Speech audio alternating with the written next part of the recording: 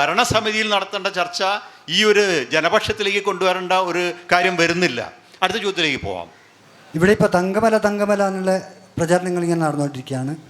അപ്പോൾ ഞാനടക്കമുള്ള പഞ്ചായത്ത് ഭരണസമിതി 2015-20 കാലത്ത്, അതിൽ 2019 ഭരണസമിതി യോഗത്തിൽ ഗ്രാമസഭ, പ്രത്യേക സ്പെഷ്യൽ ഗ്രാമസഭ ഈ വിഷയമായിട്ട് ബന്ധപ്പെട്ട് ഞങ്ങളുടെ വാർഡിൽ വിളിച്ച്, അന്ന് നിലവിൽ ഞാൻ മെമ്പറായപ്പോൾ എൻ്റെ വാർഡിലായിരുന്നു ഈ പ്രശ്നം, ഈ തങ്കമല കോറിയുള്ളത്.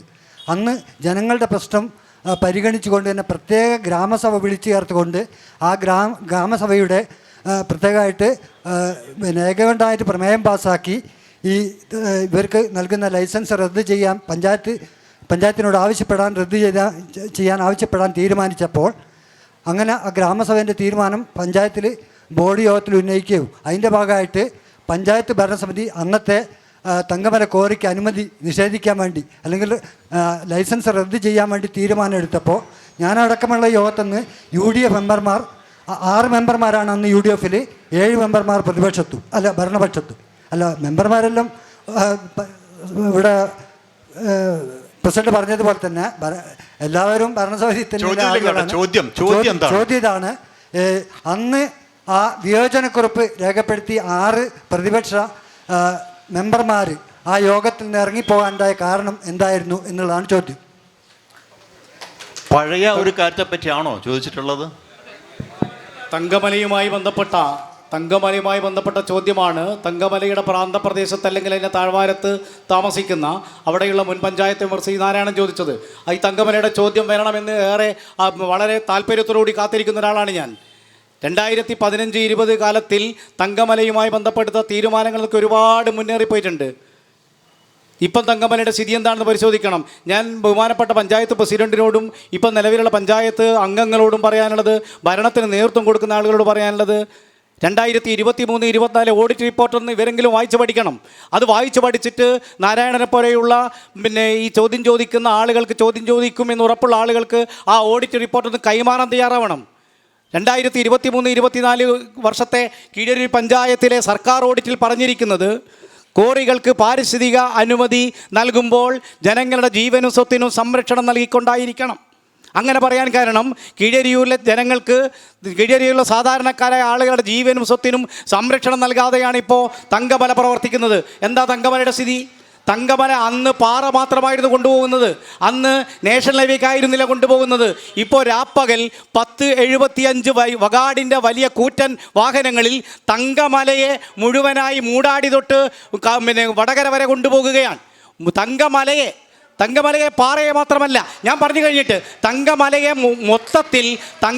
മൊത്തത്തിൽ വടകരയിലേക്ക് കയറ്റിക്കൊണ്ടുപോകുമ്പോൾ ഈ പഞ്ചായത്ത് ഭരണസമിതി എന്ത് ചെയ്യുന്നു? പഞ്ചായത്ത് ഭരണസമിതി മറുപടി കൊടുക്കാൻ വേണ്ടിയിട്ട് ഓഡിറ്റ് റിപ്പോർട്ടിൽ പറഞ്ഞിരിക്കുന്നത്, കീഴരിയൂരിലെ പാരിസ്ഥിതിക പ്രശ്നങ്ങൾക്ക് വിഘാതം സൃഷ്ടിക്കുന്ന രൂപത്തിൽ, ജനങ്ങളുടെ ജീവനും സ്വത്തിനും വിഘാതം സൃഷ്ടിക്കുന്ന രൂപത്തിൽ തങ്കമലയ്ക്ക് അനുമതി, കീഴരിയൂരിലെ കോറികൾക്ക് അനുമതി കൊടുക്കുന്നത് ശരിയല്ല എന്ന് പറയുന്നു. എന്താ തങ്കമലയിലുള്ള തങ്കമല നേരത്തെ പറഞ്ഞല്ലോ, ഞങ്ങൾ സമരത്തിൽപ്പെട്ടു എന്ന് പറഞ്ഞല്ലോ.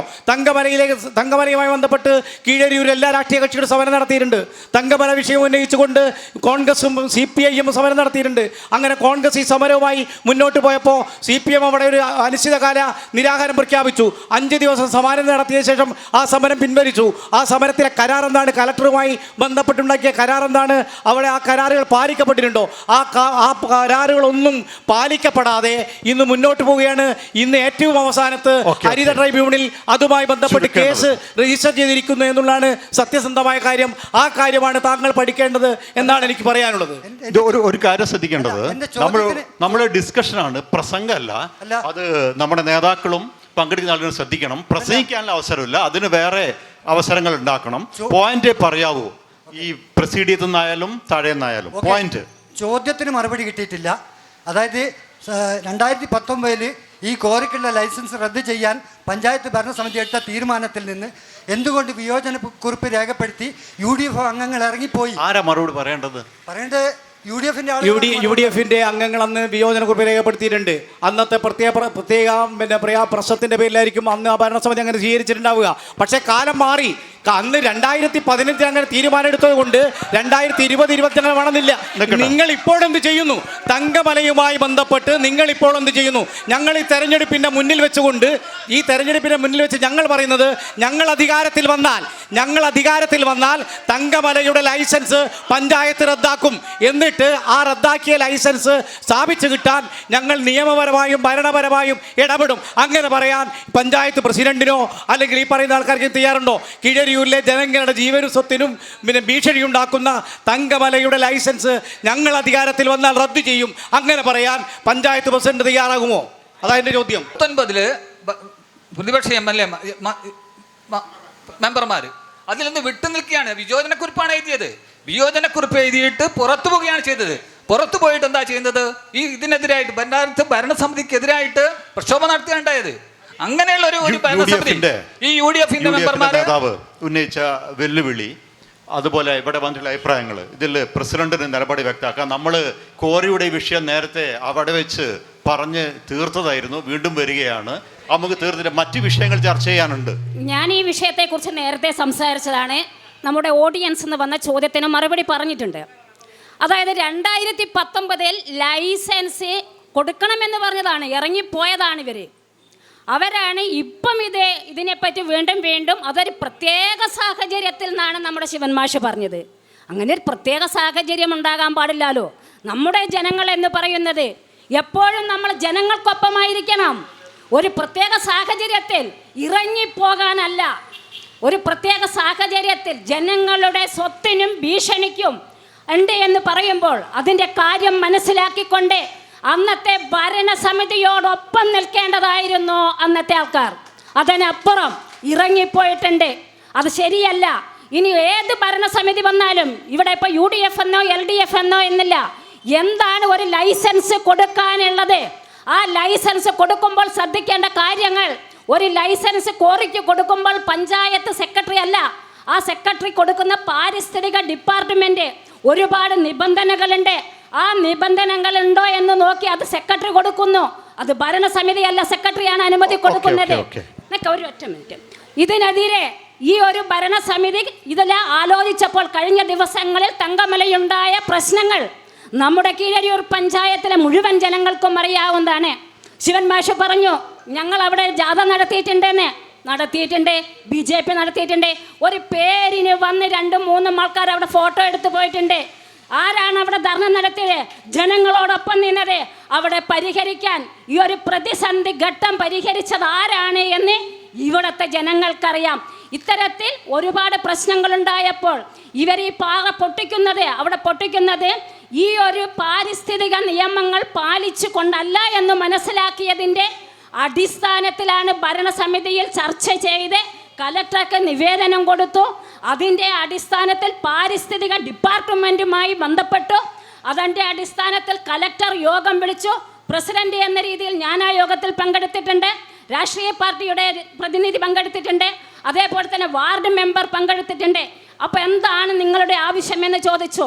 ഈ നിബന്ധനകൾ ഒരു കോറി പ്രവർത്തിക്കുമ്പോൾ പാലിക്കേണ്ട നിയമവ്യവസ്ഥകൾ എന്തൊക്കെയാണോ ആ നിയമവ്യവസ്ഥകൾ ലംഘിക്കപ്പെട്ടിട്ടുണ്ട്. ആ ലംഘിക്കപ്പെട്ട നിയമവ്യവസ്ഥകൾ പാലിച്ചുകൊണ്ട് വേണം ഈ കോറി പ്രവർത്തിക്കാൻ എന്ന് പറഞ്ഞു. അതിൻ്റെ അടിസ്ഥാനത്തിൽ അവിടെ പാരിസ്ഥിതിക ഡിപ്പാർട്ട് വന്നു. അവിടെ നിർത്തിവെക്കാനുണ്ടായത്. അതിനുശേഷം അവിടെ കുറേ സംവിധാനങ്ങൾ ഉണ്ടാക്കിയിട്ടുണ്ട്. പക്ഷേ മുഴുവനായോ എന്ന് ചോദിച്ചാൽ ഇതിനകത്ത് ഒരു കാര്യം കൂടി കോറിയുടെ വിഷയം ഇവിടെ നമുക്ക് വൈൻഡപ്പ് ചെയ്യാം. കോറിയായിട്ട് നമ്മൾ ഇനി മുന്നോട്ട് പോകേണ്ടതില്ല. മറ്റു ചോദ്യങ്ങളിലേക്ക് ശിവമാഷേ, ഇവിടെ LDF-ന്റെയും UDF-ന്റെയും വ്യത്യസ്തമായ നിലപാടുകൾ വ്യക്തമാക്കപ്പെട്ട് കഴിഞ്ഞു. അല്ല, ഞാൻ ചോദിച്ച ചോദ്യത്തിന് അല്ലെങ്കിൽ ഞാൻ ഉന്നയിച്ച പ്രശ്നത്തിന് ബന്ധപ്പെട്ട കേന്ദ്രത്തിന് മറുപടി ലഭിച്ചിട്ടില്ല. കീഴരിയൂരിലെ തങ്കമലയിലെ ജനങ്ങൾ ആ വടക്കമുറി പ്രദേശത്തെ ജനങ്ങൾ അനുഭവിക്കുന്ന ഏറ്റവും വലിയ പ്രയാസമാണ് തങ്കമലയുടെ കുലുക്കം. തങ്കമലയിൽ നിന്ന് നേരത്തെ പാറയാണ് കൊണ്ട് പോയതെങ്കിൽ ആ പാറ പൊട്ടിച്ച കുഴി മൂടാനുള്ള ആ മണ്ണ് പോലും ഇപ്പം ലോഡ് കണക്കിന് കയറ്റിക്കൊണ്ടുപോവുകയാണ്. വലിയൊരു ഗർത്തമാണ് അവിടെയുള്ളത്. വലിയ ദുരന്തമുണ്ടാവും. ആ ദുരന്തത്തിന് ഒരു സാക്ഷ്യം വഹിക്കാൻ കീഴരിയൂരിലെ ജനതയ്ക്കാവില്ല എന്നുള്ളത് കൊണ്ടാണ് അവിടെയുള്ള പൊതുജനങ്ങൾ ഇപ്പോൾ തങ്കമലയ്ക്ക് എതിർക്കുന്നത്. ഞങ്ങൾ പറയുന്നു, കീഴരിയൂരിൽ ഐക്യജനാധിപത്യ മുന്നണി അധികാരത്തിൽ വരികയാണെങ്കിൽ തങ്കമലയുടെ ലൈസൻസ് പഞ്ചായത്ത് റദ്ദ് ചെയ്യും. അങ്ങനെ പഞ്ചായത്ത് പ്രസിഡന്റ് പറയാനാകുമോ? എൻ്റെ ചോദ്യത, LDF അധികാരത്തിൽ വന്നാൽ, LDF വീണ്ടും അധികാരത്തിൽ വന്നാൽ ആ റദ്ദ് ചെയ്യാൻ തയ്യാറാകുമോ? ഐക്യജനാധിപത്യ മുന്നണി തയ്യാറാകുമെന്ന് ബിജെപിയുടെ നേതാവ് KT ചന്ദ്രൻ അധികാരത്തിൽ വന്നാൽ നിങ്ങൾക്ക് ലൈസൻസ് കട്ട് ചെയ്യാനാവില്ല. ഇതിന് ഒരുപാട് പ്രയാസങ്ങളുണ്ട്. അതൊരു വെറും വാക്കായി പ്രയാസങ്ങൾ വേറെ. പഞ്ചായത്ത് എന്ത് ചെയ്യും? പഞ്ചായത്ത് എന്ത് ചെയ്യുമെന്നാണ് ചോദ്യം. പഞ്ചായത്തിന്റെ പ്രാഥമികമായ കൃത്യം ചെയ്യാൻ സാധിക്കുമോ? പ്രാഥമികമായി പഞ്ചായത്ത് ലൈസൻസ് ഞങ്ങൾ റദ്ദു ചെയ്യുമെന്ന് പറയാൻ ഇന്നത്തെ പഞ്ചായത്ത് ഭരണസമിതിക്ക് തന്റെ ഇടമുണ്ടോ എന്നാണ് ഞങ്ങൾ ചോദിക്കുന്നത്. മറ്റൊന്നുമല്ല. ഇതൊരു വേദിയിൽ വന്ന് പ്രസംഗിച്ചു പോകാൻ കഴിയും. ആ പ്രസംഗമല്ല വേണ്ടത്. ഈ ഒരു പ്രസംഗമല്ല വേണ്ടത്. ഉത്തരവാദപ്പെട്ട ആളുകൾ ഉത്തരവാദിത്തത്തോട് പറയുന്നുള്ളൂ. LDFിലെ UDFിന്റെയും നയം ഇവിടെ വ്യക്തമായി കഴിഞ്ഞു. നമുക്കിനി BJPയുടെ KT ചന്ദ്രൻ എന്ത് പറയുന്നു നോക്കാം. KT ചന്ദ്രൻ. തങ്കമല കോറിയ വിഷയം ബന്ധപ്പെട്ടുകൊണ്ട് 40-40 വർഷക്കാലമായി കീഴിലുള്ള ജനത ചർച്ച ചെയ്യപ്പെടുകയാണ്. നമ്മളിങ്ങനെ ഒരു ഡിബറ്റിൽ വന്നിട്ട് വികാരം കൊള്ളേണ്ട വിഷയമല്ലത്. നമ്മുടെ തൊട്ടടുത്ത പ്രദേശത്ത് ചെങ്ങോട്ടുമല ഇത്തരമൊരു ഗണം നടന്ന സമയത്ത് വളരെ ജനകീയ പ്രക്ഷോഭത്തിലൂടെ ആ ചെങ്ങോട്ടുമല ഗണം നിർത്തിയതാണ്. തങ്കമല കോറിയായി ബന്ധപ്പെട്ടുകൊണ്ട് ഭാരതീയ ജനതാ പാർട്ടിയുടെ പ്രവർത്തകന്മാർ അവിടെ പ്രക്ഷോഭം നടത്തുകയും അവരെ കള്ളക്കേസിൽ കൊടുക്കാൻ വേണ്ടി ഇവിടെ മറ്റു രാഷ്ട്രീയ പാർട്ടികളൊക്കെ ചേർന്നാണ്. അവരൊക്കെ ഒരുപാട് ജയിലിൽ കിടന്നിട്ടുണ്ട്. അതിനെ ചരിത്രത്തിൻ്റെ പിന്നാമ്പറങ്ങളിലേക്ക് പോകുന്ന സമയത്ത് നമുക്കിതെല്ലാം പരിശോധിക്കപ്പെടേണ്ടി വരും. നമ്മൾ പരിശോധിക്കപ്പെടേണ്ടത് ഈ തെരഞ്ഞെടുപ്പ് മുഖത്ത് നിൽക്കുന്ന സമയത്ത് നമ്മൾ ചർച്ച ചെയ്യപ്പെടേണ്ടത് കീഴരിയൂരിൽ 5 വർഷം കൊണ്ട് ഇവിടുത്തെ ജനങ്ങൾക്ക് എന്ത് ലഭിച്ചു. ഞാൻ പറയുകയാണ് സുഹൃത്തുക്കളെ, ഞാൻ മുൻപ് പറഞ്ഞതുപോലെ തന്നെ 2024 നടപ്പിലാക്കേണ്ട ജൽജീവൻ മിഷൻ പദ്ധതി നമ്മുടെ പഞ്ചായത്ത് നടപ്പിലാക്കിയിട്ടില്ല. ഇവിടെ 3 കോളനികൾ പ്രവർത്തിക്കുന്നുണ്ട്. അവിടെ കുടിവെള്ള പദ്ധതിയില്ല. 15 ലക്ഷം രൂപ നഷ്ടപ്പെട്ടു. അത് പഞ്ചായത്ത് പ്രസിഡന്റ് മറുപടി പറയണം. ചെറുപുഴയായി ബന്ധപ്പെട്ടുകൊണ്ട് നെൽക്കതിർ എന്നൊരു പദ്ധതിയുണ്ട്. ആ പദ്ധതിയിൽ 32 ലക്ഷം രൂപ ഒന്നുമല്ലാതായി. അങ്ങനെ നമുക്കറിയാം കീഴൂർ ഗ്രാമപഞ്ചായത്ത് എന്ന് പറയുന്നത് തുറയൂരിൻ്റെയും അതോടൊപ്പം തന്നെ അരിക്കുളത്തിൻ്റെയും കൊയിലാണ്ടി മുനിസിപ്പാലിറ്റി അതിർ പങ്കിടുന്ന ഒരു പ്രദേശമാണ്. ഈ പ്രദേശം ഏറ്റവും നല്ല ടൂറിസവുമായി ബന്ധപ്പെട്ടുകൊണ്ട് ഒരുപാട് ചെറുപ്പക്കാർക്ക് തൊഴിൽ കൊടുക്കാൻ വേണ്ടി കഴിയും. എന്നാൽ ഇവിടെയുള്ള ടൂറിസം സ്വകാര്യ വ്യക്തിയുടെ കൈകളിൽ എത്തിക്കാനാണ് ഈ പഞ്ചായത്ത് ഭരണസമിതി ശ്രമിച്ചത്. അത് നമ്മൾ മറന്നുകൂടാ. മറ്റൊരു പ്രധാനപ്പെട്ട കേന്ദ്രാവിഷ്കൃത പദ്ധതി ഉൾപ്പെടുത്തിക്കൊണ്ട് 10 ലക്ഷം രൂപ മീറോഡ് മല്ലേക്ക് ഒരു റോഡ് വെട്ടി. അതും ഒരു പാഴ് വഴിയിലായി. നമുക്കൊന്ന് പരിശോധിക്കാം, എന്താണ് നമുക്ക് ഈ പഞ്ചായത്ത് 5 വർഷം കൊണ്ട് ഭരണസമിതിയിൽ നമുക്കെന്ത് നേട്ടമുണ്ടായി. നമ്മൾ പരിശോധിക്കപ്പെടണം. നമുക്കറിയാം പ്രധാനമന്ത്രി ആവാസ് യോജനയിലൂടെ ഒരുപാട് പേർക്ക് വീട് കൊടുക്കേണ്ടി വന്നിരുന്നു. പക്ഷേ അർഹതപ്പെട്ട ആർക്കും ഇന്ന് വീട് ലഭിച്ചിട്ടില്ല. നമ്മൾ മനസ്സിലാക്കേണ്ടത് മാതൃഭൂമിയിലൂടെ വീട് കൊടുക്കേണ്ട ഗതികേട് നമ്മുടെ പഞ്ചായത്തിന് വന്നിട്ടുണ്ട്. ഇതൊക്കെ തന്നെയാണ് നമ്മൾ ചർച്ച ചെയ്യപ്പെടേണ്ടത്. മറ്റൊരു പ്രധാനപ്പെട്ട വിഷയം, നിലാവെന്ന പദ്ധതിയിലൂടെ നമ്മുടെ പഞ്ചായത്തിൽ ഒരുപാട് തെരുവിളക്ക് സ്ഥാപിക്കാൻ വേണ്ടി കഴിയാമായിരുന്നു. അതും നഷ്ടപ്പെടുത്തി. അങ്ങനെ പൊടിയാടി ബന്ധപ്പെട്ടുകൊണ്ട് ഒരു ചൈൽഡ് പാർക്ക് ഉദ്ഘാടനം ചെയ്തു. അതും പാതി വഴിയിലായി. നമ്മൾ മനസ്സിലാക്കേണ്ടത് വോട്ട് ചെയ്യുമ്പോഴും ജനങ്ങളുടെ ഒരു ക്ഷേമത്തിനും ഭൂരിപക്ഷം വരുന്ന ജനങ്ങളുടെ കർഷകനും കർഷക തൊഴിലാളിയും അവരുടെയും ഭാരം വലിക്കുന്ന അവൻ്റെ കർഷക തൊഴിലാളിയുടെയും പ്രശ്നങ്ങൾ മനസ്സിലാക്കുന്ന ഒരു ഭരണകൂടം ഉണ്ടാവണം. മറ്റൊരു പ്രധാനപ്പെട്ട വിഷയം പറയാനുള്ളത്, കീഴരിയൂരിലെ രാഷ്ട്രീയം മാത്രമല്ല, അല്ലെ കീഴരിയൂരിലെ വികസന പ്രവർത്തനങ്ങൾ മാത്രമല്ല, സംസ്ഥാന ഗവൺമെൻറ്റിൻ്റെ പ്രവർത്തനങ്ങൾ വരാൻ പോകുന്ന തെരഞ്ഞെടുപ്പിൽ പ്രതിഫലിക്കും. സംസ്ഥാന ഗവൺമെൻറ്റിൻ്റെ പ്രവർത്തനങ്ങൾ മാത്രമല്ല, കേന്ദ്ര ഗവൺമെൻറ്റിൻ്റെ പ്രവർത്തനങ്ങളും നമ്മുടെ പഞ്ചായത്ത് തെരഞ്ഞെടുപ്പിൽ പ്രതിഫലിക്കും. ഇപ്പോൾ താങ്കളുടെ പാർട്ടി അല്ലെങ്കിൽ താങ്കളുടെ മുന്നണി അടുത്ത തെരഞ്ഞെടുപ്പിൽ ഭരണത്തിൽ തിരിച്ചെത്തുമോ? എത്തുമെങ്കിൽ സംസ്ഥാന കേന്ദ്ര ഗവൺമെൻറ്റുകളുടെ നയസമീപനങ്ങൾ എങ്ങനെയാണ് ആ തിരിച്ചെത്തലിനെ എതിരായിട്ടോ അല്ലെങ്കിൽ അനുകൂലമായിട്ടോ സ്വാധീനിക്കുക? താങ്കൾ എങ്ങനെയാണ് ആ 2 ഗവൺമെൻറ്റുകളെ വിലയിരുത്തുന്നത്? സംസ്ഥാന ഗവൺമെൻറ്റിനെ പറ്റി പറയുമ്പോൾ നമുക്കറിയാം, കഴിഞ്ഞ ദിവസം തന്നെ പ്രകടന പത്രികയിൽ പറഞ്ഞ ഒരുപാട് കാര്യങ്ങളുണ്ട്. ഇപ്പോൾ പെൻഷൻ നമുക്കറിയാം, അതിൽ ഏറ്റവും പ്രധാനപ്പെട്ടാണ് താഴേക്കിടയിലുള്ള ജനങ്ങളെ സംബന്ധിച്ചുള്ള സാമൂഹ്യ സുരക്ഷാ പെൻഷൻ. എത്രയായിരുന്നു സാമൂഹ്യ സുരക്ഷാ പെൻഷൻ? നമ്മുടെ സംസ്ഥാനത്തെ മുഴുവൻ ജനങ്ങൾക്കും അറിയാം, 600 രൂപ. 600 രൂപ പെൻഷൻ 18 മാസം നമുക്ക് മുടങ്ങിക്കിടുന്നു. ആ 18 മാസത്തെ പെൻഷൻ അടക്കം ഇപ്പം നമുക്കറിയാം 1600 രൂപയായി വർദ്ധിപ്പിച്ചു. ഒരു വർഷം ഒരു ടേമിൽ ഉമ്മൻചാണ്ടി ഗവൺമെൻറ് വന്നപ്പോൾ 100 രൂപ വർദ്ധിപ്പിച്ചതല്ലാതെ ഇന്ന് ഈ നിൽക്കുന്ന 2000-ലേക്ക് എത്തിയത് സംസ്ഥാന ഗവൺമെൻറ്, ഇടതുപക്ഷ ഗവൺമെൻറ്റാണ്. അത് ഏറ്റവും പ്രധാനപ്പെട്ടതാണ് ഈ ഒരു തെരഞ്ഞെടുപ്പിലേക്ക്. അതോടൊപ്പം തന്നെ ഒരുപാട് ഈ ഒരു MLA ഫണ്ട് നമ്മുടെ കീഴരിയൂർ പഞ്ചായത്തിൽ സംസ്ഥാനത്തിൻ്റെ ഗവൺമെൻറ്റിൻ്റെ നേട്ടങ്ങളായി തന്നെയാണ് കാണുന്നത്. MLAയുടെ ഫണ്ട് ഏറ്റവും കൂടുതൽ ചെലവഴിച്ചിട്ടുണ്ട് ഇവിടെ. അതെ, നടക്കൽ പാലം ഉൾപ്പെടെ, നടക്കൽ പാലം, മുറി നടക്കൽ പാലം, 2 പാലങ്ങൾ 8 കോടി രൂപ ചെലവിലാണ് ഇവിടെ നിർമ്മിച്ചത്. നടക്കൽ പാലത്തിൻ്റെയും മുറി നടക്കൽ പാലത്തിൻ്റെയും നമ്മുടെ പ്രവൃത്തി ഉദ്ഘാടന ചടങ്ങ് നടക്കുമ്പോൾ അന്ന് പറഞ്ഞത്, ഇത്തരത്തിലുള്ള UDFകാർ പറഞ്ഞതെന്താ, ഇതൊന്നും ഇവിടെ നടപ്പിലാകാൻ പോകുന്നില്ല, ഇതൊക്കെ വെറും പ്രഖ്യാപനമാണ്, തറക്കല്ലിട്ട് പോകുകയാണെന്ന്. ഇപ്പം നമുക്കറിയാം ഇതൊക്കെ യാഥാർത്ഥ്യമായി പറയുന്നത് മാത്രം ചെയ്യുന്ന ഒരു ഗവൺമെൻറ്റാണ് നമുക്കുള്ളത്. അതുകൊണ്ട് തന്നെ ഈ ഒരു വികസന പ്രവർത്തനങ്ങളൊക്കെ തുടർച്ചയുണ്ടാകണമെങ്കിൽ സംസ്ഥാന ഗവൺമെൻറ്റിൻ്റെ പങ്ക് വളരെ വലുതാണ്. ഇതൊക്കെ തന്നെ ജനങ്ങൾ മനസ്സിലാക്കിയിട്ടുണ്ട് എന്ന് തന്നെ നമുക്കറിയാം. ഏതൊരു സംസ്ഥാനം, ഇന്ത്യയിലെ വേറെ ഏതെങ്കിലും ഒരു സംസ്ഥാനം അതിദരിദ്രമുക്ത പഞ്ചായത്തെ അതിദരിദ്രമുക്ത സംസ്ഥാനമായി പ്രഖ്യാപിക്കാൻ കഴിഞ്ഞിട്ടുണ്ടോ? ഇന്ത്യയിൽ എത്ര സംസ്ഥാനങ്ങളുണ്ട് നമുക്ക്? എന്തുകൊണ്ട് ഇത്തരത്തിൽ പ്രഖ്യാപിക്കാൻ കഴിയുന്നില്ല? അതിന് നമുക്കറിയാലോ, അതിൽ എത്രത്തോളം UDFകാർ എന്തൊക്കെയാണ് പറഞ്ഞത്. അത് പ്രഖ്യാപിച്ചതല്ല, സർവേ നടന്നിട്ടില്ല എന്നൊക്കെ പറഞ്ഞു. സർവേ നടത്തി തന്നെയാണ് പ്രിയപ്പെട്ടവരെ ഇതൊക്കെ കണ്ടെത്തിയത്. 6006 അതിദരിദ്ര കുടുംബങ്ങളെ കണ്ടെത്തി അവർക്ക് വേണ്ട സൗകര്യങ്ങൾ ഒരുക്കിക്കൊടുത്തത് ഈ ഗവൺമെൻറ് തന്നെയാണ്. ബഹുമാനപ്പെട്ട നമ്മുടെ ചന്ദ്രൻ പറഞ്ഞ ഒരു കാര്യം ജലജീവനുമായി ബന്ധപ്പെട്ടുകൊണ്ടാണ്. ജലജീവൻ എന്ന് പറയുന്നത് പ്രധാനപ്പെട്ടതാണ്. കുടിവെള്ളം ഏറ്റവും പ്രധാനപ്പെട്ട, നമ്മൾ സ്വാഗതം ചെയ്യുകയാണ്. അതിൻ്റെ ഫണ്ട് കേന്ദ്ര ഗവൺമെൻറ്റിൻ്റെ ഫണ്ടുണ്ട്, സംസ്ഥാന ഗവൺമെൻറ്റിൻ്റെ ഫണ്ടുണ്ട്, അതേപോലെ തന്നെ പഞ്ചായത്തിൻ്റെ വിഹിതം വേണം. ഈ 3 ഫണ്ടും കേന്ദ്ര ഗവൺമെൻറ്റിൻ്റെ ഫണ്ട് മാത്രമല്ല, 3 തരത്തിലുള്ള ഫണ്ട് ഉപയോഗിച്ചുകൊണ്ടാണ് ജലജീവൻ്റെ പണി. നമ്മുടെ പഞ്ചായത്തിനെ സംബന്ധിച്ചിടത്തോളം ജലജീവൻ്റെ പണി 3/4 അധികം നടന്ന പഞ്ചായത്താണ് നമ്മുടേത്. അതിൻ്റെ ടാങ്ക് ഇപ്പം നമുക്കറിയാം, ഇയ്യാലോ നിങ്ങൾക്ക് ചെന്ന് നോക്കിയാൽ അറിയാം, നിങ്ങളാരും അറിഞ്ഞിട്ടുണ്ടാകില്ല, ആ ടാങ്കിൻ്റെ പണി പൂർത്തീകരിക്കാനായിട്ടുണ്ട്. അതേപോലെ തന്നെ ഇവിടെ കുറച്ച് റോഡുകളൊക്കെ തന്നെ മുറിച്ച് കീറിയത് ഇനി ചെയ്യാനുണ്ട്. അതൊക്കെ തന്നെ ഈ ഒരു വരുന്ന സമയത്ത് അടുത്ത ഏത് ഭരണസമിതിയായാലും തുടർച്ച ഉണ്ടാകേണ്ടതുണ്ട്. അതൊക്കെ തന്നെ നടത്താൻ നമുക്ക് കഴിയും എന്നുള്ളത് തന്നെയാണ് ഈ ഒരു പഞ്ചായത്തിൻ്റെ കാഴ്ചപ്പാട്. മിസ്റ്റർ ശിവനിലേക്ക് വന്നാൽ, താങ്കളുടെ മുന്നണി നമ്മുടെ ഈ കീഴരൂർ പഞ്ചായത്ത് രൂപീകൃതമായിട്ട് തുറയൂർ പഞ്ചായത്തിൽ നിന്ന് വിഘടിച്ചുകൊണ്ടാണ് അല്ലെങ്കിൽ വിഭജിച്ചുകൊണ്ടാണ് കീഴരൂർ പഞ്ചായത്ത് ഉണ്ടാവുന്നത്. അതിനുശേഷം ഇവിടെ കോൺഗ്രസ് ഇതര ഭരണമാണ് നടന്നിട്ടുള്ളത്. UDF ഒരു ചെറിയ ടേം ഭരിക്കുന്നത് തന്നെ ഒരു നറുക്കെടുപ്പിലൂടെയാണ്. ഇപ്പോൾ താങ്കളുടെ മുന്നണിക്ക് കീഴരിയൂരിൽ ഒരു ഭരണാധികാര ശക്തിയായി വളർന്നു വരാൻ കഴിഞ്ഞിട്ടില്ല. എന്തായിരുന്നു പരിമിതിക്ക് കാരണം? ഇനി അടുത്ത തെരഞ്ഞെടുപ്പിൽ താങ്കൾക്ക് പ്രതീക്ഷയുണ്ടോ? നേരത്തെ ചോദിച്ചതുപോലെ സംസ്ഥാന കേന്ദ്ര രാഷ്ട്രീയം എങ്ങനെയാണ് ഈ തിരഞ്ഞെടുപ്പിൽ പ്രതിഫലിക്കുക എന്നാണ് താങ്കൾ നോക്കിക്കാണുന്നത്? ഈ തെരഞ്ഞെടുപ്പിൻ്റെ മുന്നിൽ നിന്നുകൊണ്ട് ഞങ്ങൾ പറയുന്നത്, കേന്ദ്ര സംസ്ഥാന ഗവൺമെൻറ്റിൻ്റെ പ്രവർത്തനങ്ങൾ ഈ തദ്ദേശ സ്വയംഭരണ സ്ഥാപനങ്ങളിലേക്ക് നടക്കുന്ന തെരഞ്ഞെടുപ്പിൽ വിധിയെഴുതാൻ ഘടകമാവുമെന്നുള്ള ഉറപ്പാണ്. കേന്ദ്രത്തിൻ്റെയും സംസ്ഥാനത്തിൻ്റെയും പ്രവർത്തനങ്ങൾ ജനങ്ങൾ വിലയിരുത്തും.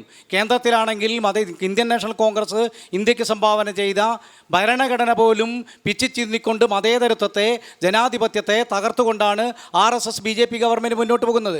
RSS ഗവൺമെൻറ് BJP ഗവൺമെൻറ് അങ്ങനെ മുന്നോട്ട് പോകുമ്പോൾ അതിനോട് ഒട്ടി നിൽക്കാനാണ് കേരളത്തിലെ പിണറായി ഗവൺമെൻറ് മുന്നോട്ട് പോകുന്നത് എന്നുള്ളതാണ് യാഥാർത്ഥ്യം. നമുക്കറിയാം, വോട്ട് ചോരി ബീഹാറിലെയും മറ്റ് സംസ്ഥാനങ്ങളിലെയൊക്കെ വോട്ടപ്പട്ടികയിൽ നിന്ന് ആയിരക്കണക്കിന് ആളുകൾ ചോർന്നു പോകുമ്പോൾ അതിനെതിരെ പ്രതികരിക്കാൻ ഒരു വാക്ക് പോലും ഉരിയാടാൻ കേരളത്തിലെ മുഖ്യമന്ത്രി തയ്യാറായിട്ടില്ല. ഇവരുമായി എല്ലാ കാര്യത്തിലും ബാന്ധവമുണ്ട് എന്നുള്ളത് കൊണ്ട് തന്നെ ഞങ്ങൾ ഉറച്ചു വിശ്വസിക്കുന്നു, ഈ 2 ഗവൺമെൻറ്റിനുമെതിരെയുള്ള വിധിയെഴുത്ത് ഈ ജനങ്ങളിൽ നിന്നുണ്ടാവും എന്ന് ഉറപ്പാണ്. മാത്രമല്ല, കേരളം ഭരിക്കുന്ന ഗവൺമെൻറ് നടപ്പിലാക്കിക്കൊണ്ടിരിക്കുന്ന പ്രവർത്തനങ്ങൾ അഴിമതിയാണ് തികച്ചും. മുഖ്യമന്ത്രി അദ്ദേഹത്തിൻ്റെ കുടുംബത്തെ സംരക്ഷിക്കുന്നു. അദ്ദേഹവുമായി ബന്ധപ്പെട്ട കേസുകൾ BJPയുടെ പിന്തുണയോടുകൂടി അനിശ്ചിതമായി മാറ്റപ്പെടുന്നു. ഇങ്ങനെയുള്ള ഒരു ബന്ധം, ഒരു അവിഹിത ബന്ധം ഉണ്ടാകുമ്പോൾ ഉറപ്പാണ് ഈ കേരളത്തിലെ ജനങ്ങൾ അവരുടെ ആദ്യ വോട്ട് തദ്ദേശ സ്വയംഭരണ സ്ഥാപനങ്ങളിലേക്ക് നടക്കുന്ന തെരഞ്ഞെടുപ്പിലാണ് രേഖപ്പെടുത്താൻ പോകുന്നത് ഉള്ളതുകൊണ്ട് അത് രേഖപ്പെടുത്തും എന്ന് ഉറപ്പാണ്. ഇപ്പോൾ തൊട്ട് മുൻപ് നിർമ്മല ടീച്ചർ പറഞ്ഞൊരു കാര്യം ഇത് കാണാം. ഇത് കേരള നിയമസഭയിൽ ധനകാര്യ വകുപ്പ് മന്ത്രി ബാലഗോപാലനോട് വിഷ്ണുനാഥ് ചോദിക്കുന്ന ചോദ്യമാണ്. വിഷ്ണുനാഥ് ചോദിക്കുന്ന ചോദ്യത്തിന് കൃത്യമായി ഉത്തരം പറയുന്നു. ഇങ്ങനെ 17 മാസക്കാലം കേരളത്തിൽ പെൻഷൻ വിതരണം നിലച്ചിട്ടില്ല എന്ന് ഉത്തരം ഈ നിയമസഭയിൽ ചോദിച്ചുകൊണ്ട് ഉത്തരം വാങ്ങുകയാണ്. 17 മാസക്കാലം കേരളത്തിലെ ജനങ്ങൾക്ക് പെൻഷൻ ലഭിക്കാതിരുന്നിട്ടില്ല. പെൻഷൻ വർദ്ധിപ്പിച്ചത് മറ്റ് പെൻഷനുകളൊക്കെ കൂട്ടിയോജിപ്പിച്ചുകൊണ്ട് പെൻഷൻ്റെ തുക വർദ്ധിപ്പിച്ചു എന്നല്ലാതെ അതിനകത്ത് വലിയ മാറ്റം കേരളത്തിൽ ഇവർക്കുണ്ടാക്കാൻ സാധിച്ചിട്ടില്ല എന്ന് ഉറപ്പാണ്. അതുപോലെ തന്നെ മറ്റൊരു കാര്യം അതിദാരിദ്ര്യ മേഖലയുമായി ബന്ധപ്പെട്ട് പറഞ്ഞു. എന്താ അതിദാരിദ്ര്യ വിമുക്ത സംസ്ഥാനമായിട്ട് പ്രഖ്യാപിക്കപ്പെട്ടിട്ടുണ്ടോ? വെറും വാക്കുകളിൽ നമുക്ക് കീഴരിയിൽ പരിശോധിക്കാം. ഞങ്ങൾ ചർച്ച ചെയ്തതാണ്. അതിദാരിദ്ര്യ വിമുക്ത പഞ്ചായത്തായി പ്രഖ്യാപിക്കപ്പെടുമ്പോൾ കോരപ്പുറയിലുള്ളൊരു കാളിയത്ത് സീതരട്ടൻ ഉണ്ടായിരുന്നു. കാളിയത്ത് സീതരട്ടൻ മരിച്ചപ്പോൾ കഴിഞ്ഞ ദിവസം നമ്മളൊക്കെ ആ വീട്ടിൽ പോയതാ. അദ്ദേഹത്തിൻ്റെ വീട് നമ്മൾ കണ്ടതാ.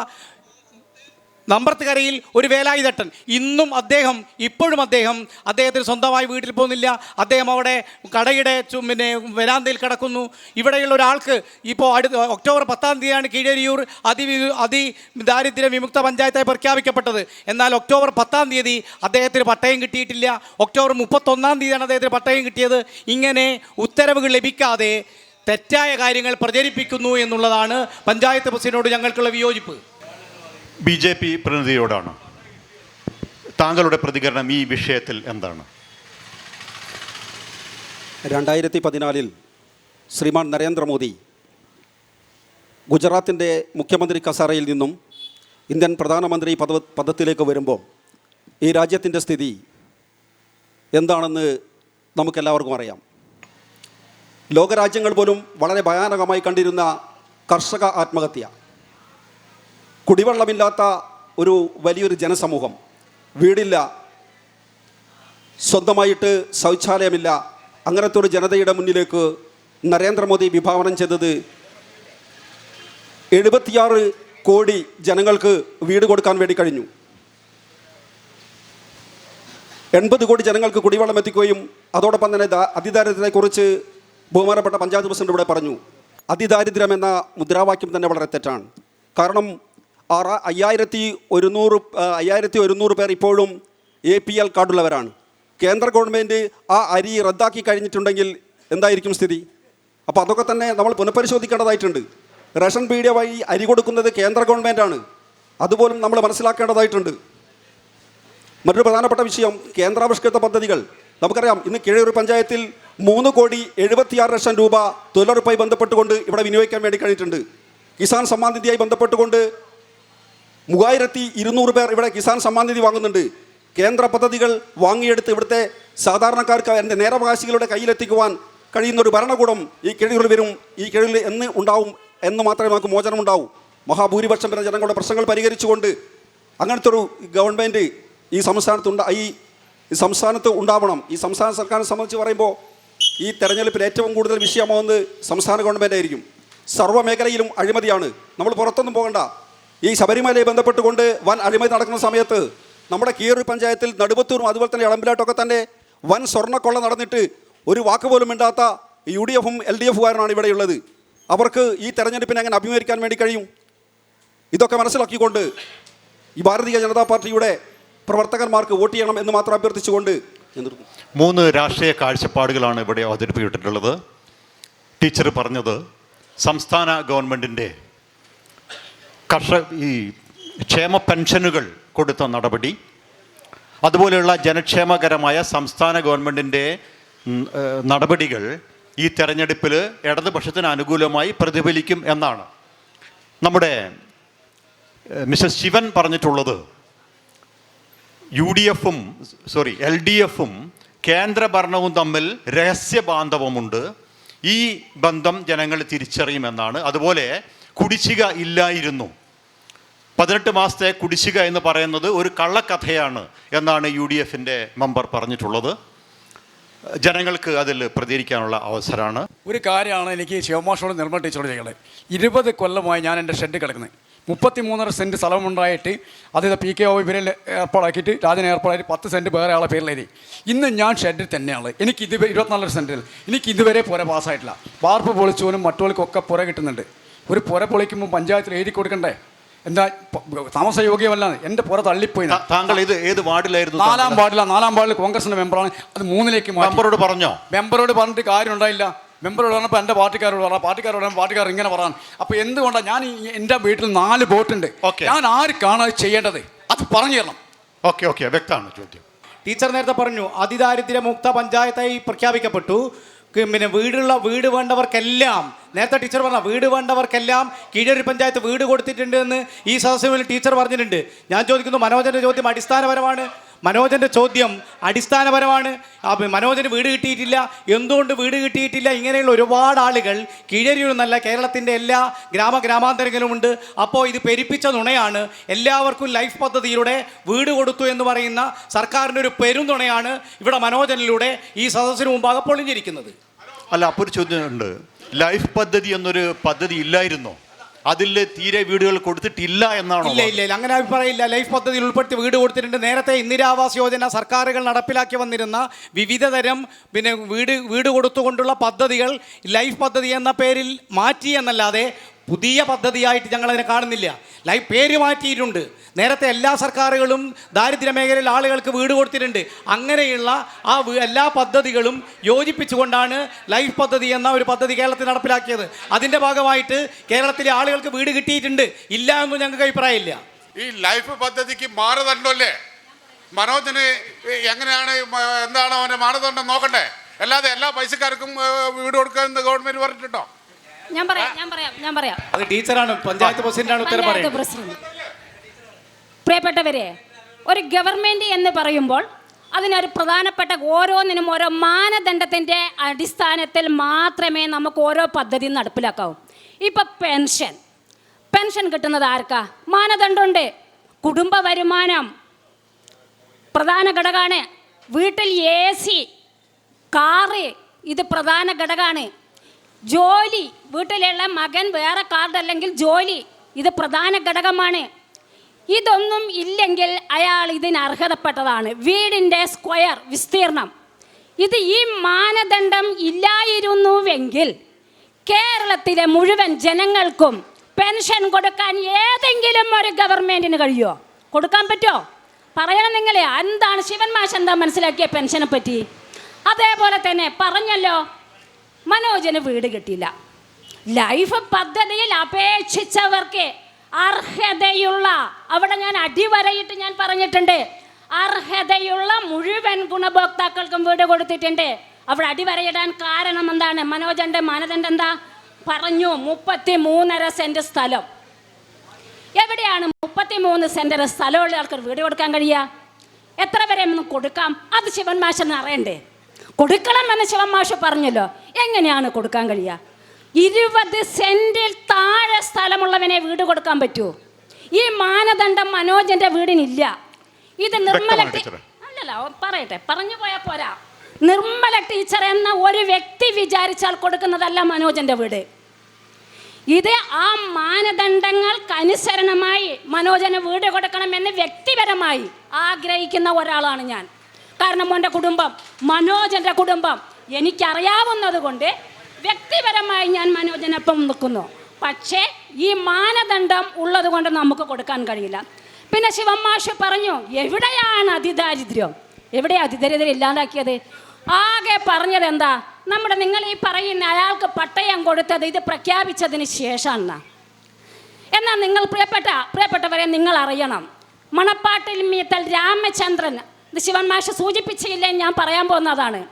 ഇവർ പ്രഖ്യാപിച്ച സമയത്ത്, ഈ അതിദാരിദ്ര്യമുക്ത പഞ്ചായത്തായി പ്രഖ്യാപിച്ച സമയത്ത് രാമേന്ദ്രനെ കണ്ടു. നമ്മുടെ ബഹുമാനപ്പെട്ട ഒരു മെമ്പർ ഇതിനെപ്പറ്റി ഫേസ്ബുക്കിൽ വളരെയധികം മോശമായ രീതിയിൽ വെച്ചു. പ്രസിഡന്റ്, ബ്ലോക്ക് പഞ്ചായത്ത് പ്രസിഡന്റിനെ, പഞ്ചായത്തിൻ്റെ മണ്ഡലം പ്രസിഡന്റ്, ഇവരൊക്കെ തന്നെ ആ സമയങ്ങൾ പ്രതികരിച്ചിട്ടുണ്ട്. പക്ഷേ ഒരു അതിദരിദ്രമുക്തം എന്ന് പറയുന്നത് ഒരു ഭരണസമിതി തീരുമാനിച്ചിട്ട് ഒരു മെമ്പർ പോയിട്ട് ഇതിലേക്ക് ആക്കിയതല്ല. നമ്മുടെ പഞ്ചായത്തിലേക്ക് അതിദരിദ്രമുക്ത പഞ്ചായത്തായിട്ട് അവരെ ആളെ കണ്ടെത്തിയത് ഓരോ വാർഡിലും സർവേ നടത്തി രാഷ്ട്രീയ പാർട്ടികളുടെയും അവിടെ ബന്ധപ്പെട്ടവരുടെയും യോഗം വാർഡ് അടിസ്ഥാനത്തിൽ വിളിച്ചു ചേർത്തിട്ടുണ്ട്. ആ വാർഡ് അടിസ്ഥാനത്തിൽ വിളിച്ചു ചേർത്തപ്പോൾ അവിടെയാണ് തീരുമാനിച്ചത് ആരെയാണ് അതിദരിദ്ര പട്ടികയിൽ. ആ കൃത്യമായ ലിസ്റ്റാണ് പഞ്ചായത്ത് ഭരണസമിതി അംഗീകരിച്ചത്. അതിൽ ഒറ്റയാൾക്ക് പോലും, ഇവിടെയുള്ള 3-ാം വാർഡിലുള്ള ഒരാൾക്ക് വീടിന് അപേക്ഷ വന്നിരുന്നു. ലൈഫ് പദ്ധതിയിൽ അവർക്ക് വീട് കൊടുത്തിട്ടുണ്ട്. അതേപോലെ തന്നെ രാമചന്ദ്രൻ എന്ന വ്യക്തി വീട്ടിൽ താമസിക്കുന്ന ആളാണ്. അയാൾക്ക് വീടില്ലാത്ത പ്രശ്നമില്ല, അയാൾക്ക് വീടുണ്ട്. നമ്മുടെ VO അവിടെ അന്വേഷിച്ച് പോയ സമയത്ത് കൃത്യമായ രീതിയിൽ കിടക്കാൻ ഒരു ഇടം ഇല്ലാത്തവനാണ് കൊടുക്കേണ്ടത്. കിടക്കാൻ ഒരിടം രാമചന്ദ്രനുണ്ട്. പക്ഷെ അവൻ്റെ പ്രശ്നം അതും കൂടി പ്രിയപ്പെട്ട നാട്ടുകാരറിയണം. ഞാൻ ഒരാളുടെ വ്യക്തി അയാളെ പറ്റി ആ രീതിയിൽ സംസാരിക്കുന്നില്ല. അത് പറഞ്ഞതുകൊണ്ടാണ് ഞാനത് സൂചിപ്പിക്കാൻ കാരണം. അയാൾക്ക് 2 മക്കളുണ്ട്. നിങ്ങളാരെ കണ്ടിരിക്കും, ദിവസവും വണ്ടിയിൽ വെച്ച് അങ്ങോട്ടും ഇങ്ങോട്ടും പോകുന്നത്. ഭാര്യമാരെ 2 പേരുണ്ടായിരുന്ന 2 പേരും കുട്ടികളെയുമാക്കി വീട്ടിൽ നിന്ന് ഉപേക്ഷിച്ച് പോയി. അതിൻ്റെ ഒരു പ്രയാസം, ഒരു പെണ്ണ് എന്ന രീതിയിൽ അതിൻ്റെ ഒരു പ്രയാസം എനിക്ക് വല്ലാതെ അനുഭവപ്പെട്ടിട്ടുണ്ട്. കാരണം ദിവസവും പഞ്ചായത്ത് ഓഫീസിൽ വരും. ടീച്ചറെ, നിങ്ങൾക്കൊരു 3 സെൻറ്റ് സ്ഥലം എനിക്ക് എവിടെയെങ്കിലും തന്നാൽ എനിക്ക് സ്വന്തമായിട്ടൊരു കിടപ്പാടം ഉണ്ടാക്കായിരുന്നു. ആ സ്ഥലം, ആ വീട് അവൻ്റെ പെങ്ങളുടെയും ഏട്ടൻ്റെയും അവൻ്റെ കുടുംബ സ്വത്തുമായിരുന്നു. ആ 4 സെൻറ്റ് 6 സെൻറ്റ് സ്ഥലവും വീടും.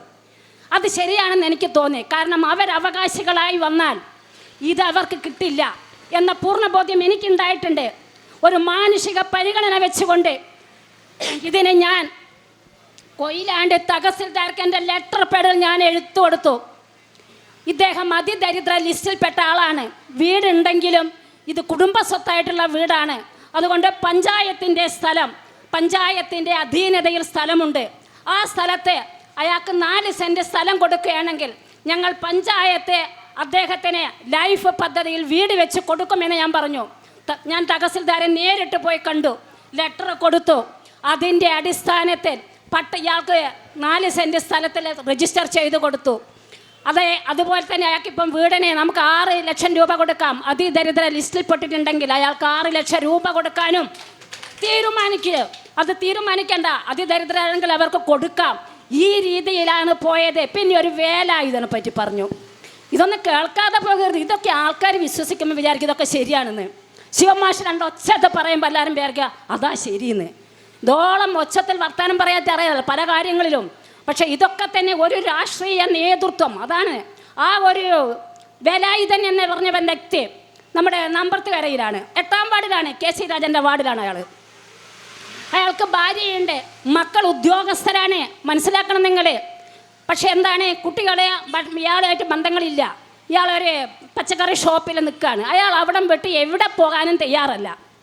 എനിക്കിത് മതി എന്നാണ്. പല സമയങ്ങളിലും KC രാജൻ LDFൻ്റെ മെമ്പറല്ല, എനിക്കറിയാമല്ലോ, അയാളെ വാർഡിലാണ്. അയാളോട് ദിവസവും ഭരണസമിതി ചോദിച്ചിട്ടുണ്ട് ഇയാൾക്ക് എന്ത് സൗകര്യമാണ് ചെയ്തു കൊടുക്കേണ്ടത്. എന്താണ് മറുപടി പറഞ്ഞത്? ടീച്ചറെ, അയാളെ നിങ്ങൾ ഏടെ കൊണ്ടാക്കിയാലേ അയാൾ പോകുകയല്ലേ. നിങ്ങൾ അറിയണം, ഇതൊന്നും തമാശ പറഞ്ഞതല്ല. ഇതൊരു ഭരണസമിതി കളവ് പറയുന്നില്ല. അതാ മെമ്പർ ഇവിടെ ഉണ്ട്. ഭരണസമിതിയിൽ പറഞ്ഞ അയാൾ എവിടെ കൊണ്ടാക്കിയാലും അയാൾ പോകൂല, അവിടെ അയാൾ കിടക്കുമെന്നറിയൂ. പിന്നെ എന്താണ് ചെയ്യേണ്ടത്? സമീപിച്ചോ. നമ്മുടെ ഒറോക്കുന്ന് കോളനിയിൽ ഒരുപാട് വീടുണ്ട്. ആ വീട് ഒന്ന് റിപ്പയർ ചെയ്ത് അയാൾക്ക് കൊടുക്കാൻ വേണ്ടി തീരുമാനിച്ചു. അയാൾ പറഞ്ഞു ഞാൻ അങ്ങോട്ട് ഇപ്പം എന്തായാലും ഞാൻ മാറുന്നില്ല, അവിടെ തന്നെ നിന്നു. പക്ഷെ അയാൾക്ക് കാർഡ് ഉണ്ടായിരുന്നില്ല, പെൻഷൻ കിട്ടിയിരുന്നില്ല. ഇത് രണ്ടും ഉണ്ടാക്കി കൊടുത്തു. ഇപ്പം അയാൾക്ക് കൃത്യമായ രീതിയിൽ കാർഡ് ഉണ്ടാക്കി കൊടുത്തു. അയാൾക്ക് പെൻഷൻ കിട്ടുന്നുണ്ട്, അരി കിട്ടുന്നുണ്ട്. ഈ രൂപത്തിലല്ലാതെ ഭരണസമിതി എങ്ങനെയാണ് ഇടപെടേണ്ടത്? പഞ്ചായത്ത് പ്രസിഡന്റിനോടാണ് ചോദ്യം. അദ്ദേഹം സംസ്ഥാന സർക്കാരിൻ്റെ പല ജനങ്ങൾക്ക് ഉപകാരപ്രദമായ പല കാര്യങ്ങളും ഇവിടെ വിവരിക്കുകയുണ്ടായി. എനിക്ക് ചോദിക്കാനുള്ളത്, ഇവിടെ കഴിഞ്ഞ പ്രകടന പത്രികയിൽ പറഞ്ഞു ക്ഷേമ പെൻഷനുകളൊക്കെ തന്നെ വർദ്ധിപ്പിക്കുന്നു, ഘട്ടഘട്ടമായി വർദ്ധിപ്പിക്കുമെന്ന് പറഞ്ഞു. ഇപ്പോൾ ആണ് ഒന്ന് വർദ്ധിപ്പിച്ചത്. കാരണം തെരഞ്ഞെടുപ്പ് എടുത്തു. അത് എന്തുകൊണ്ടാണെന്നുള്ളത് നമുക്കൊക്കെ തന്നെ അറിയാം. അത് കഴിച്ചു. മറ്റൊരു കാര്യം എനിക്ക് ചോദിക്കാനുള്ളത്, കഴിഞ്ഞ UDF സർക്കാരൊക്കെ തന്നെ ഭരിക്കുന്ന കാലത്ത് ഒരു കെട്ടിടം ഉണ്ടാക്കണമെങ്കിൽ അതിന് പെർമിറ്റിന് പോയാൽ ചുരുങ്ങിയ പൈസ മതി അതിൻ്റെ അപേക്ഷയ്ക്ക്. ഇന്ന് 10 മടങ്ങ് കുറവിടാ. 30 രൂപയുള്ളതിന് 1000 ഉറുപ്പ്യല്ല ആള്. അങ്ങനെ വർദ്ധിപ്പിച്ചു. കൂടാണ്ട് അല്ല തീർന്നിക്കില്ല, കൂടാണ്ട് ഭൂനികുതി വർദ്ധിപ്പിച്ചു. ഇങ്ങനെയൊക്കെ ജനങ്ങളെ ഒരുപാട് രംഗങ്ങളിൽ ഇങ്ങനെയൊക്കെ ജനങ്ങളെ ദ്രോഹിച്ചിട്ടും ഒരു 100 രൂപ പെൻഷൻ കൂട്ടിയെന്നും പറഞ്ഞ് ഊറ്റം കൊള്ളുന്ന ഈ പരിപാടി അത്ര നല്ലതല്ല. ഇത് വോട്ടിന് വേണ്ടിക്കൊണ്ടാണ് ലാസ്റ്റ് നിമിഷത്തിൽ വർദ്ധിപ്പിച്ചതെന്ന് എനിക്ക് പറയാനുള്ളത്. ക്ലിയർ ആണ് ടീച്ചറെ. ഇപ്പൊ ചോദ്യം വന്നിട്ടുള്ളത് LDF ഗവൺമെൻറ് കുറേ അധികം രംഗങ്ങളിൽ ടാക്സ് വർദ്ധിപ്പിച്ചിട്ടുണ്ട്.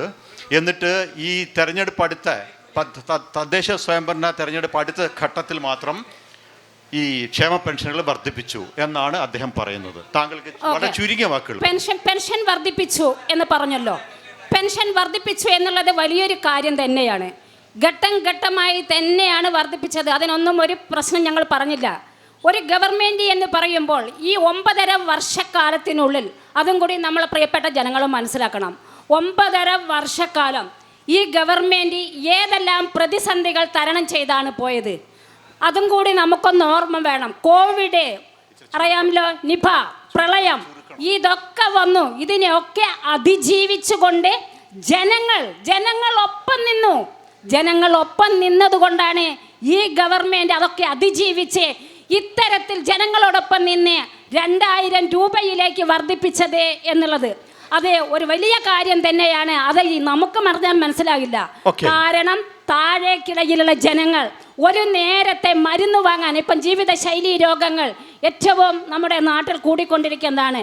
ഭാര്യ, ഭർത്താവ്, നമ്മുടെ എല്ലാം വീടുകൾ അണുകുടുംബങ്ങളായി മാറിക്കൊണ്ടിരിക്കുകയാണ്. അടുത്ത 1-2 ചോദ്യം കൂടെ നമുക്ക് വൈൻഡപ്പ് ചെയ്യേണ്ടതുണ്ട്.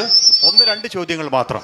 കീഴയൂർ പഞ്ചായത്ത് ചെയ്ത ജനക്ഷേമകരമായ പ്രവർത്തനങ്ങൾ സവിസ്തരം പഞ്ചായത്ത് പ്രസിഡന്റ് ഇവിടെ വിശദീകരിച്ചിട്ടുണ്ട്. വളരെ യാഥാർത്ഥ്യ ബോധത്തോടെ, യാതൊരു കളവും അതിലില്ല. ഈ കഴിഞ്ഞ 5 വർഷക്കാലം 82 കോടി രൂപയാണ്, പുറത്തു നിൽക്കുന്ന ആളുകൾ മനസ്സിലാക്കണം, 82 കോടി രൂപയാണ് പ്രതിപക്ഷങ്ങൾ മനസ്സിലാക്കണം, കീഴയൂർ പഞ്ചായത്ത് ചെലവഴിച്ചത്. 82. നിങ്ങൾ വെറും ആശുപത്രി മാത്രം, മറ്റൊന്നും കോൺഗ്രസ് പക്ഷത്തിലുള്ള ശിവമാഷിക്ക് പറയാനില്ല. എന്തെല്ലാം കാര്യങ്ങളോടെ ചെയ്ത് നിങ്ങൾ മനസ്സിലാക്കേണ്ട, കീഴയൂർ പഞ്ചായത്തിൽ ഈ 5 വർഷക്കാലം കൊണ്ട് 100-ലധികം റോഡ് എന്ന് പറഞ്ഞാൽ ഏതെല്ലാം റോഡ് വരും? നമ്മുടെ പഞ്ചായത്തിലുള്ള തൊഴിലുറപ്പ് പദ്ധതിയുടെ റോഡ്, പാച്ച് വർക്ക് ഉൾപ്പെടെ. അത് പ്രതിപക്ഷമൊന്നും ഭരണപക്ഷമൊന്നും നോക്കിയില്ല. ഞങ്ങൾ സംതൃപ്തമായി പറയാണ്, ആ രീതിയിൽ ജനകീയ പ്രവർത്തനങ്ങൾ മുന്നിട്ട് നിൽക്കുമ്പോൾ ചെറിയ വിഷയങ്ങൾ പർവ്വതീകരിക്കുക ഇവരുടെ സ്ഥിരം പരിപാടിയാണ്. ചെറിയ വിഷയങ്ങൾ പർവ്വതീകരിക്കുക, ജനങ്ങളെ പറ്റിക്കുക ഈ രീതിയിലാണ് പ്രചരിപ്പിക്കുന്നത്. നമ്മൾ മനസ്സിലാക്കേണ്ട കാര്യം, 2016 മുഖ്യമന്ത്രി വന്നപ്പോൾ, LDF വന്നപ്പോൾ ഒരു കാര്യം പറഞ്ഞിട്ടുണ്ട്, ഞങ്ങൾ പറയുന്നത് ചെയ്യൂ. ഒരു ചെറിയ കാര്യം പറഞ്ഞ് നിർത്താണ്. അന്ന് നിയമസഭയിൽ മുഖ്യമന്ത്രി പറഞ്ഞു, കിഫ്ബി പദ്ധതി ഉപയോഗപ്പെടുത്തി ഞങ്ങൾ ഈ സംസ്ഥാനത്തെ അഭിവൃദ്ധിപ്പെടുത്തും. അന്നത്തെ പ്രതിപക്ഷ നേതാവ് രമേശ് ചെന്നിത്തല പറഞ്ഞാൽ തരാം, കിഫ്ബിയും വരെ പറ്റിക്കാന്ന്. ഓർമ്മയുണ്ടോ? ജനങ്ങൾക്ക് ഓർമ്മയുണ്ട്. ഈ 10 വർഷക്കാലം കൊണ്ട് നമ്മുടെ കേരളത്തിൽ 90,000 കോടി രൂപ, 90,000 കോടി രൂപ കിഫ്ബി പദ്ധതി ഉപയോഗപ്പെടുത്തി കേരളത്തെ സമ്പൽ സമൃദ്ധമായ സംസ്ഥാനമാക്കി മാറ്റി. ഒന്നും പറയാനില്ലാതെ രാജൻ എന്തോ ചോദിക്കാനുണ്ട്. അല്ല, ടീച്ചറോട് ചോദിച്ച വിജയേട്ടനോട് ആ മറുപടി ടീച്ചർ കൊടുത്തിട്ടില്ല. കാര്യം ഇതിൻ്റെ ഈ ഭൂനികുതിൻ്റെതും കെട്ടിട നികുതിൻ്റെ വർദ്ധിപ്പിച്ച ആ പെൻഷനെ പറ്റി, ബാക്കിയുള്ള കാര്യങ്ങൾ പറയാം. കെട്ടിട നികുതി വർദ്ധിപ്പിച്ചതിനെ പറ്റിയാണ് പറയുന്നത്. നമുക്കറിയാം, കാലാകാലങ്ങളിൽ എത്രയോ കാലാകാലങ്ങളിലായിട്ട് ഒരു ചെറിയ മുറിയിൽ താമസിച്ചവർ 2 നില മാളികയാണ് പണിയുന്നത്. അറിയാലോ, നമ്മളടക്കം ആരും ടാക്സ് കൊടുക്കാൻ ബാധ്യസ്ഥരല്ലേ? നമ്മൾ കൊടുക്കണ്ടേ? നമ്മൾ ഇത്രയധികം വലിയ ആർഭാടകരമായ വീട് നിർമ്മിച്ചിട്ട് അതിന് ഇത്ര രൂപ കൊടുക്കണം എന്ന് പറയുന്നതിന് എന്താണ് തെറ്റ്? ആ രൂപ നമുക്കറിയാം, ഒരിക്കലും അതുണ്ടാവില്ല. എല്ലാവരും വീട് പഞ്ചായത്തിലെ ഒരു ലൈസൻസിന് ഇതിനോ കൊടുക്കാതെ, പ്ലാനോ കൊടുക്കാതെ വീട് കൂട്ടിയെടുക്കുകയാണ്. ആ ഒരു നിയമത്തിലേക്ക് സർക്കാർ വന്നു.